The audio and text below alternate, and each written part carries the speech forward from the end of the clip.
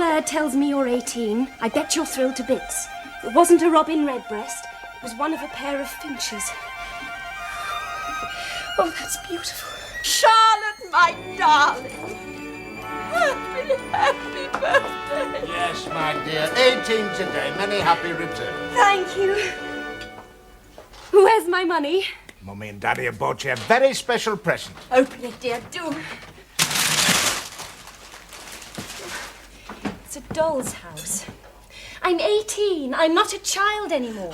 Don't be in such a hurry to grow up, my dear. It's the very sweetest doll's house in the world, and all the way from Norway. Look at this, my dear. Look, there's even a little sick bay where you can nurse your dollies when they're poorly. You can play at nurses here, you see, in your own home. Just hate me going anywhere near that cottage hospital. It's not you he hates, my dear. It's that place, the former cottage workhouse, Where he spent those unhappy childhood years. I don't want a doll's house. I want the money that great-uncle Wolseley left me in his will. I know it comes to me when I'm 18. Well, now I am, and I want it. Got the money here. Now, I take it you'd like it invested judiciously. Well, you'll not do better than Latvian government preferred. It's cast iron, and there's a bonus issue in 1943. No, it's my money, and I'll do what I like with it. Give her the money, Bradley. So be it. Fritter it away as you please. At the very least, you'll buy an education with it. Spend it well or ill, Brass is a great teacher. Ah, Isabel, you're not riding today of all days with your bridegroom expected to lunch, as you know. You'll have to get used to the fact that I like a good, long, hard ride. First thing in the morning. Oh, happy birthday, Charlie. Why, it's enormous. Doesn't seem right that one person should have so much. There are lessons to be learned, my dear, as we turn the pages of life's checkbook. Give that money to the multitude, and what does it amount to? A farthing apiece, not worth having. Well, if you can get a farthing apiece from the multitude, that's a tidy little sum for one person. What do you think, Hesketh? Perhaps with champagne corks? It's hopeless. Hopeless. We're going to miss Cambridge, you and I, Hesketh. The cloister and the quad. Those long afternoons in my rooms. The thwack of leather on Willow. Willow has promised to write, you know, but don't believe he will. Hello, Morris. I thought I'd find you here. Judas, don't think I'm going to turn the other cheek, because I'm not. I've put all that behind me. Morris, you must hear me out. No, I won't listen. You appointed yourself the captain of my soul, but when our little enterprise hit the rocks, did you go down with the ship? Oh, no! Morris, you and I are signed aboard the battleship Potemkin. And a battleship does not alter course when one man is washed overboard. You had your leg over the lifeboat's side at the first hint of a squall! Yes. Because a comrade's first duty is to survive for the cause. Ha! I still have a job to do. And so do you. What do you mean?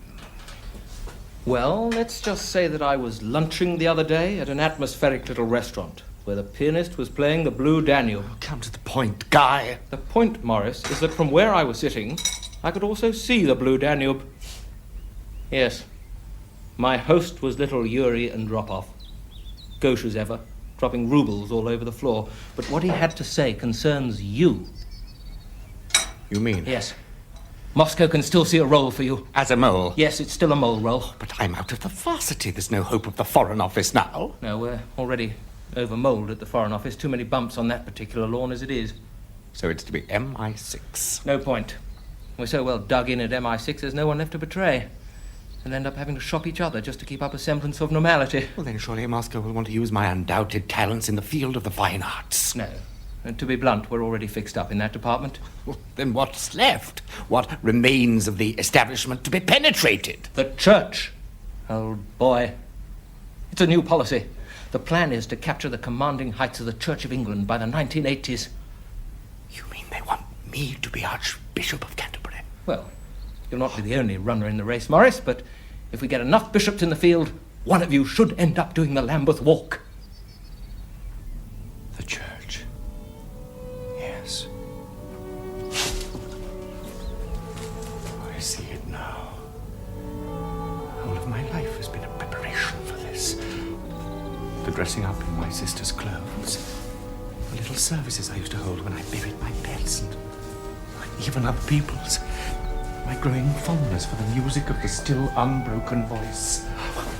I'm healthy, supple, and have no inconvenient religious beliefs. Oh, yes, it's perfect.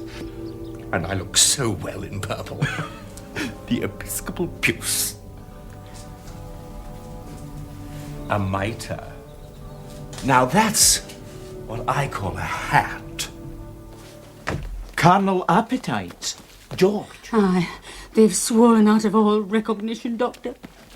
Every hour of the day or night, whether I'm cleaning the house or cooking his dinner or hanging up a scrap of washing in the yard. It's like I told you in the letter. Now perhaps you'll understand the wobbly writing. Are you saying, Mrs. Fairchild, that George is demanding his conjugal right? Right, left and centre, Doctor. Well, I have examined him, as you know, in the past, and frankly, I'm amazed he bothers you at all. We never used to. It's just these past few weeks. Are you taking any steps? Oh, aye. The minute I hear him coming. But it's no good. He's quick, like a rat on outhouse wall. Mrs. Fairchild, you've confided these obsessive fantasies to me in the past. What about the lover of fiendish power of whom you spoke? Are you still subject to his visitations? His remorseless shadow falls across that threshold, Doctor, like the darkening of the sky when the pestilence fell upon the land of Nod. Oh, I could set my watch by him, if I had a watch. Mrs. Fairchild, in my opinion, your trouble has its origins in the libido. We have never set foot in that dance hall, Doctor. No, I'm talking about the sexual recesses of the mind, Mrs. Fairchild. 'Tis not uncommon for the mind to imagine gratifications that the body does not receive. They say starving men imagine banquets, and many an exiled Scot smells haggis when no haggis is about. What was I talking about? Here! You don't know when you're well off. You have delusions that many a private patient would envy. Father! I've been for a snoop down at Jack Fairchild's forge, because frankly, Father, I think he's a man we have to keep an eye on. He's been taking on hands. Did you know that? Austin, come here. Take a look down there. Tell me what you can see. The slums of Utterly, Father, dominated by Big Tom. Aye, but what of the people? Those men you can see down there, what have they got in common? Well, they're all cripples, of course. Exactly. All the able-bodied men are at work. What of it, Father? I was up at the crutch factory yesterday going through the order books. Now, let's face it, Austin, we've had a pit disaster and a couple of explosions lately. Business should be booming. They're on short time up there. The only thing that's keeping us going is the standing order from Oldham Athletic. Well, why, Father, why? Our crutch is a damn good product. These things should last practically forever. Ah, well, that one has. 28 years. It's the prototype. You've treasured it all these years? Eh? No, I took it off a fella in the road just now. That's him clinging to the gate. I recognised it immediately. First crutch I ever made. Don't you see, Austin? That's why our crutch factory is facing ruin. Because they don't wear out. You mean? Exactly. They're being handed down, armpit to armpit, father to son, down the generations. It's the nightmare of every manufacturer. The enduring light bulb, the restrikable match, the indestructible teacup. What we have here, Austin, is the everlasting crutch. Our crutch factory, Father, is an insignificant part of our total output. Close it. Never. It may be no more than a cockle shell now, but to me it's still the flagship of the Hardacre fleet. My first venture into manufacture. And what crutches I gave them. The Vitesse, the Tiny Tim, and the good old Cobble Master. Nothing like it on a steep hill. There is no room for this sentiment in modern industry, Father. Exactly. Here lies the future. Here, take this, try and bend it. Now try this one. They look exactly the same. What's the difference? Modern science. Our labs have just invented metal fatigue. The answer to every manufacturer's prayer. Built-in obsolescence. But our crutchwrights work in wood, Father. They're not trained to handle metal. Some of them think it's money. Well, we're contracting this job out to a man who does work in metal. Aye. The man they're calling Trusflange Fairchild. Jack Fairchild? But it's madness. I tell you, Father, if we do not smash that man now, the time will come when he will smash us. I'm aware of that, Austin. And when he's as dependent on our crutches as any cripple, then I shall smite him hip and thigh.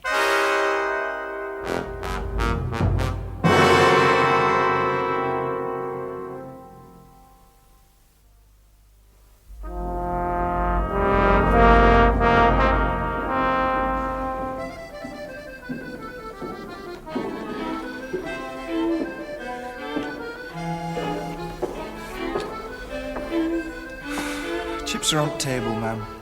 I hope you don't mind, but I've used mushy peas for my painting. Hello, Matthew. Why? Miss Charlotte? You here? Were you looking for anybody in particular? For someone who sent me a birthday card with a wonderful poem. It was you, wasn't it? How could you tell? It was you all over, Matthew. Genius in every line and no stamp on the envelope. I delivered it same way as I wrote it, by hand. It meant so much to know that you still feel something for me. Even though it can never be. No, it can never be. But it does mean, doesn't it, that we can still be, if not lovers, friends. Oh, yes, Charlotte. Friends, forever. That would be wonderful. Then that's settled. I heard about your protest, lass. Nay, never blush. It were a fine gesture. It showed everyone what you're made of. But it didn't get the exposure, Matthew. It's not what my dad said. There wasn't a word about it in the Bugle. No picture, nothing. Oh, that paper. Utterly Bugle. It's in your father's pocket. How much does it cost to buy a newspaper, Matthew? Oh, it's a penny with the chips. It's an halfpenny just for the paper. That's if you want it day it comes out, like. No, that's not what I meant. Hey, seeing as how it's your birthday, I've a present for you. I've done a picture. Why, Matthew, it's fascinating. Aye. I were going to do an African lady, but I only had green, you see, so she had to be Chinese. But aren't the Chinese yellow, Matthew? Are they? Aye. Well, happen they are, but when you're painting with mushy peas, they're green. Well, Macduff, have you channeled the ferocious energies of SPD into the powerful but harmless soap powder of which we dream? No, not exactly, but it's a test I've been running on these rabbits. Rabbits? Rabbits do not buy soap powder, Doctor. No, but I have been soaking their letters in a solution of SPD. Does it make them cleaner in their habits, the rabbits? Quite the reverse. They have become excessively active, even for rabbits. Your idea of excessively active and a rabbit's idea of excessively active are probably two entirely different things. That reminds me, I'm due to pick up Lord Mountfast at the station. Now, the next scientific step is to test the theory out on a human guinea pig. Oh, my God. Perhaps I already have. Now that I come to think of it, George Fairchild has been exposed to even more SPD than you. That cock and bull story Agnes Fairchild told me. Maybe it's not all bull after all. I don't know what come over me, love. Well, it's going on here far too often lately, George, and frankly, I can't take much more of it. It's not as if I enjoy it. I mean, you know, my view on the subject, the same as it's always been. I'd soon have a good game of dominoes any day. Aye, when it was a double blank you had in your hand, I couldn't get you away from that table. I didn't know when I was well off. I'm sorry if I was rough, love. I can mend this chair. What about my pot dog? Oh, look, I'll glue it together. Look, it'll never happen again. Oh, you're a grand lass. There's something about the way them little golden hairs on your arm catch lights. George! Come here, lass. George! One of these days I'll swing for you! If If only we could afford one of them chandeliers. I can't think what's keeping the girl, Lord Mountfast.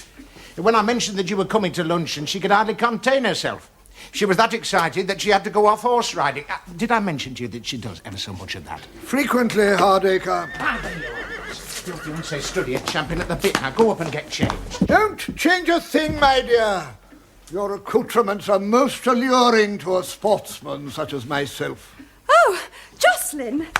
I'm sorry to have kept you waiting. Don't apologize, my dear. When we are married, I dare say it is I who will be obliged to keep you waiting. Austin, I'd value your opinion on this coal scuttle. I just want to add lost map. Just intact.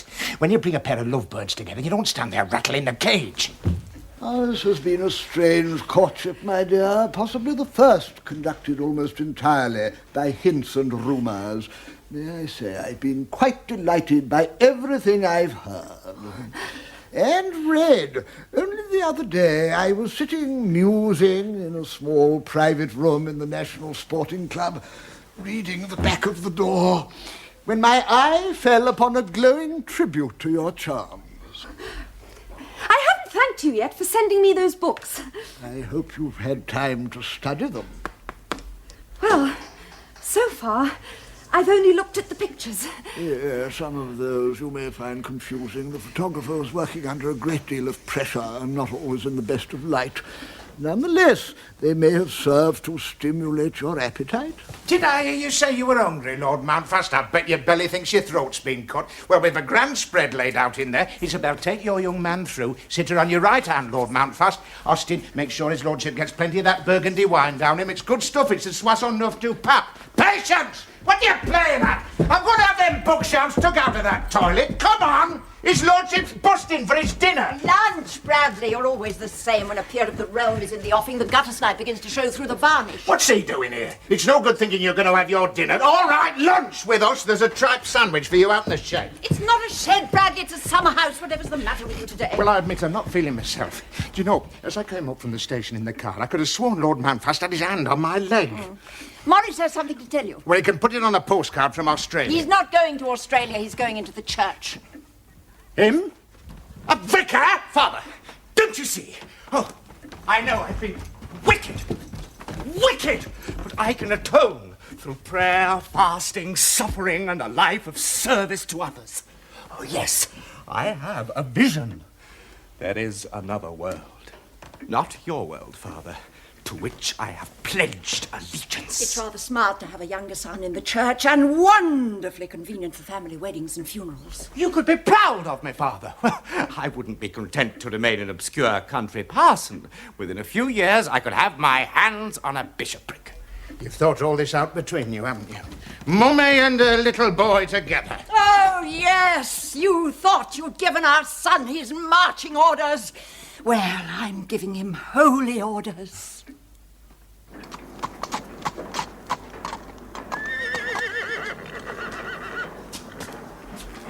We shoe no horses here no more. A man can forge no red metal when his fires are cold. I know how to fan your flames till your coals flow hot and your bellows are bursting, Jack Fairchild. Aye, that's as may be, but just now I've other business to attend to. Well, surely you can attend to me. Oh, you don't know what it's like. Think I've forgotten? I've just lunched with Lord Mountfast, my husband-to-be. Over the soup, he patted my knee. Over the fish, he stroked my thigh. When he got to the loin of pork, I made an excuse and left. Keep your hands off me, good soup. I know the fiendish power in them clever little fingers of yours. Aye, the Hardacre touch.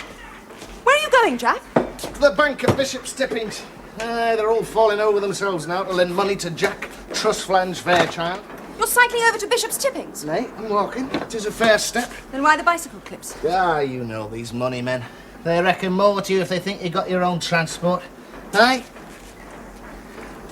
You've got to keep up a big front. Jack! Jack!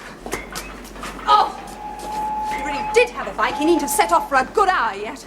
Huh, it makes one realise money does make a difference. It's only me, Jack. I'm looking for the warm. Your mother's locked me out at the house. Yeah, she doesn't know I'm getting through kitchen window. But I'm going to surprise her. You're Jack's father, aren't you? Oh, hello, Miss Isabel. Where's our Jack? Is he not looking after you? Seems he has other fish to fry. Ha! Yeah, well, he's a busy man now, you know. Oh, of course he was bound to get on with me behind him, pushing him. It's me who gets it off, you know, that, thrusting quality. Yeah, come and toast yourself a bit, miss. I'm having a hot fire. Certainly needs something after my cold reception here. Yes, I'll just talk it up a bit, eh?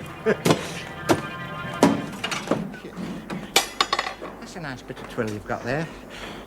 That means you take it off while you're in here, otherwise you won't feel benefit when you go out. What am I doing?